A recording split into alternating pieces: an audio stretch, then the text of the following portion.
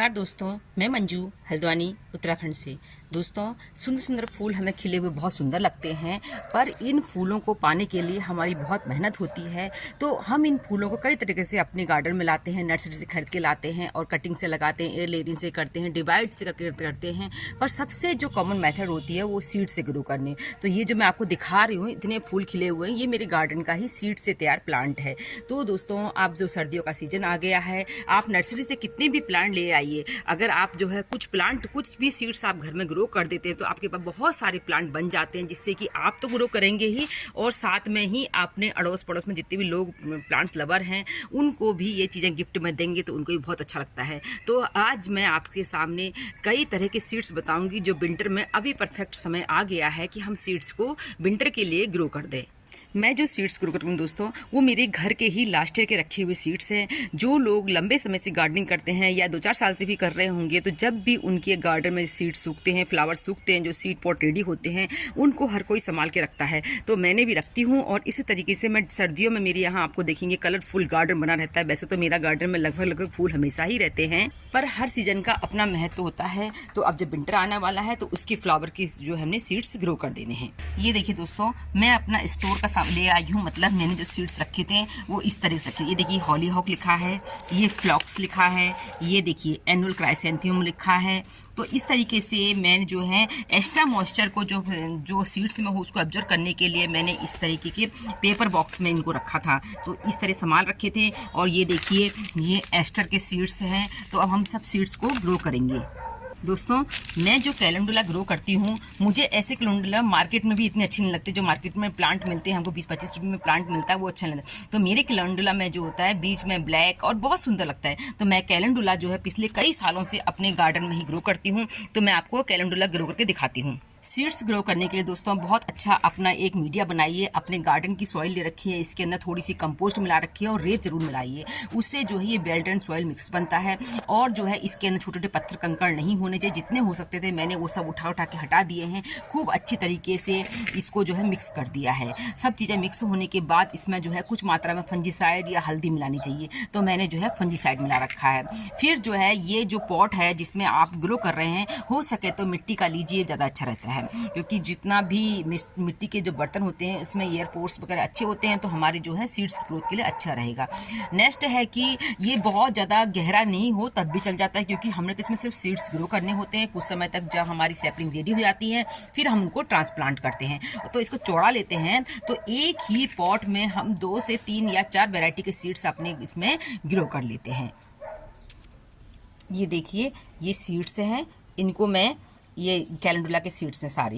ये मेरे गार्डन है। कुछ उसमें जो है और भी जो वो होगी चीज़ें जो फूल के साथ होते हैं, तो कोई बात नहीं, वो डिकम्पोज हो जाएंगे। तो ये सीड्स कैसे होते हैं मैं सीड्स दिखाती हूँ आपको। सीड्स ये होते हैं, देखिए ये दिख रहा है जो सीड्स है।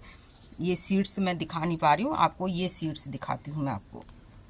ये देखिए सीड्स ये है, ये जो दिखा रही हूँ। तो आधे में मैंने जो है अपने कैलेंडुला के सीड्स जो हैं इसमें ग्रो कर दिए। हाफ एरिया में मैं हॉलीहॉक के सीड्स जो हैं, इसमें हाफ एरिया बचा है, इसमें हॉलीहॉक के सीड ग्रो करूंगी। ये देखिए दोस्तों, हॉलीहॉक के सीड्स ऐसे जो है हमने सीड पॉट से ही संभाल रखे हैं। मेरे पास 3 से 4 वैरायटी की हॉलीहॉक हैं और मेरे बहुत सारे प्लांट्स की डिमांड रहती है कि मुझे हॉलीहॉक के सीड भेजिए। तो मैं जरा अपने सिटी से बाहर प्लांट्स को भेजने में मेरे लिए बहुत प्रॉब्लम होती है, क्योंकि मैं भी एक जॉब करती हूँ और मुझे इसके जॉब के साथ साथ ही गार्डन का काम करना पड़ता है। इसलिए मेरे लिए भेजना जो है पॉसिबल नहीं हो पाता, इसलिए मेरे फ्रेंड्स मुझसे नाराज़ नहीं होंगे। तो ये हम इसके बाद इसमें से हम जो है ऐसे नहीं ग्रो करते, इनको हटा देते हैं और सीड्स को अपने हाथ में लेके मैं आपको दिखाती हूँ। ये देखिए दोस्तों, कितने सारे सीड पॉट से सीड निकल गए हैं।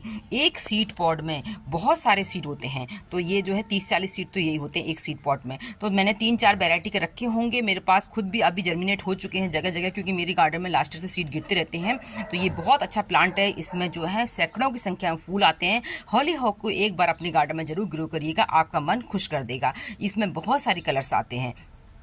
तो इसको हम इस तरीके से स्प्रिंकल कर देंगे, इसमें भी इसी सॉइल के ऊपर। देखिए इस तरह से आधे में मैंने कैलेंडुला ग्रो कर दिया और आधे में जो है ये मैंने अपना हॉलीहॉक ग्रो कर दिया। अब दोस्तों ये चीज़ का ध्यान रखिएगा, सारे सीड से एक ही जगह न गिरें। सीड जो है लगभग बराबर मात्रा में सब जगह स्प्रिंकल होनी चाहिए। तो इस तरफ कैलेंडुला हो गया और इस तरह हॉलीहॉक हो गया। अब इनको हम कवर करेंगे। कवर करने के लिए चाहे तो आप जो है उस जो सॉइल मिक्स बनाया था उसी सॉइल मिक्स से ग्रो कर दीजिए, कवर कर दीजिए, या फिर इस पर कोकोपीट की एक लेयर कर दीजिए। कोकोपीट की लेयर दोस्तों हल्की होती है, तो जो प्लांट सीड्स ग्रो होंगे उनका जो है परसेंटेज अच्छा रहता है। तो ये देखिए मेरे पास जो कोकोपीट है, थोड़ी मैं कोकोपीट ज़्यादा इस्तेमाल नहीं करती हूँ, बस इन्हीं कामों के लिए इस्तेमाल करती हूँ। इस तरीके से पूरा इसको अच्छी तरह से कवर कर देंगे, कोई भी सीड ओपन नहीं रहनी चाहिए। दोस्तों कवर करने का नेक्स्ट काम ये करना है, ये देखिए इसके बाहर लिख देंगे, हमने ये लिख दिया ये कैलेंडुला है और ये 7 तारीख को मैंने ग्रो कर रखा है। ये बहुत ज़रूरी है लिखना। ये देखिए यहाँ मैंने लिख दिया है ये हॉलीहॉक है इस साइड, और ये जो है 7 तारीख को ही ग्रो कर रखा है। तो इसलिए ये इसलिए लिखना ज़रूरी होता है कि कई बार हम जो होता है दोस्तों, इन जो पानी है इसमें हम अब स्प्रे करेंगे तो किसी प्लांट को, किसी सैपलिंग को कम चाहिए होता है, किन्हीं सीड्स को कम चाहिए होता है। जैसे कि आइस प्लांट को बहुत कम पानी, आइस प्लांट अगर आप ग्रो करेंगे आइस प्लांट के सीड्स, उनको कम पानी चाहिए होता है। तो उनमें भी आपने ज़्यादा बराबर इन्हीं की मात्रा में पानी डाल दिया तो वो कई बार सीड्स होते हैं मर जाते हैं। तो ये चीज़ें इससे हमको बहुत फायदा मिलता है कि कितने दिन में हमारा जर्मिनेशन हो रहा है। ये सब जानकारी के लिए अब हम इस पर जो है पानी में फंजीसाइड मिलाकर स्प्रे कर देंगे या हाथ से स्प्रिंकल कर देंगे। इसके अलावा दोस्तों इस समय आप एस्टर के सीड ग्रो कर सकते हैं, एस्टर के सीड ग्रो कर सकते हैं। ये वाले कॉस्कॉम तो हमारे यहाँ गर्मी में भी खूब खिलते रहते हैं। आप जो है आप इस कॉस्कॉम को ग्रो करिए, ये भी बहुत अच्छा फूल इसके जो है विंटर में रहते हैं। इसके बारीक पत्ते जो होते हैं बहुत सुंदर लगते हैं।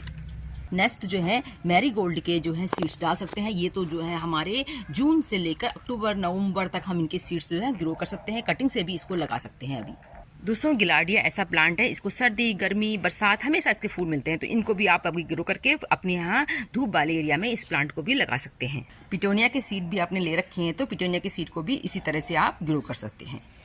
जैसे मैंने बताया वैसे ही आप ये बिंका के सीड्स भी ग्रो करें। आपके पुराने प्लांट होंगे तो उनमें ही ये देखिए सीड पॉट्स बन रहे होंगे, तो इन सीड पॉट्स को, सूखे सीड पॉट्स को आप फिर से डाल दीजिए। आपके पास जो है नए प्लांट तैयार हो जाएंगे। गोम्फिना के पुराने प्लांट के सीड सूख जाते हैं, उनसे ही नए प्लांट तैयार कर सकते हैं इस समय भी। तो गोम्फिना भी ये इसी तरह से सीड से तैयार है। दोस्तों विंटर में बहुत सुंदर फूल देने वाले गजानिया जो है इस समय सीड से आसानी से ग्रो हो जाते हैं, तो इनके भी आप सीड लगा सकते हैं। अगर आपको जेरेनियम के सीड मिलते हैं तो जेरेनियम को भी आप सीड से ग्रो कर सकते हैं। ये आइस प्लांट है दोस्तों, इसके सीड बिल्कुल राई की तरह बारीक बारीक सीड्स होते हैं, तो इनको भी अभी आप लगा सकते हैं। आइस प्लांट के फूल जो है दिन में खिलेंगे, जैसे आपके पर्सनल पाचुरा खिलते हैं विंटर में, और जो है शाम होते होते बंद हो जाते हैं। ये देखिए इतने बारीक इनके सीड्स होते हैं आइस प्लांट के। दोस्तों सर्दियों में हैंगिंग बास्केट में अगर लगाने के लिए कोई प्लांट ढूंढ रहे हैं तो ये भी बहुत सुंदर लाइसम, ये जो है 2-3 कलर में मिलते हैं, वाइट कलर और जो है इसमें मैंने पर्पल कलर बहुत देखा है। डेजी के सीड्स भी ग्रो करने का अच्छा समय होता है, डेजी के प्लांट भी इस समय ग्रो हो जाते हैं। दोस्तों ये देखिए ये डबल पॉपी के सीड है, इसमें रेड कलर का बहुत सुंदर फूल आता है इसमें। ये सीड्स लगभग आइस प्लांट के जैसे सीड्स के जैसे दिखते हैं। अगर आपके अडेनियम में सीड पॉट बना है तो उसको अभी भी ग्रो कर सकते हैं, अभी भी गर्मी है थोड़ी तो ये चल जाएगा प्लांट भी से।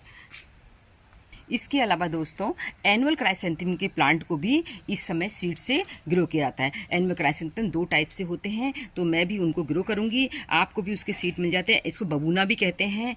ये देखिए मैं तो ऐसे संभाल रखे हैं annual chrysanthemum yellow, annual chrysanthemum white, क्योंकि दोस्तों ये कलेक्शन करना बहुत कठिन होता है। देखिए मैं जो है पूरा सीड पॉट ही जो होता है उसको संभाल के रखती हूँ ये इस तरीके से। अब इनको स्प्रिंकल करके ये देखिए जो बारीक बारीक दिख रहे हैं आपको, ये सीड्स हैं।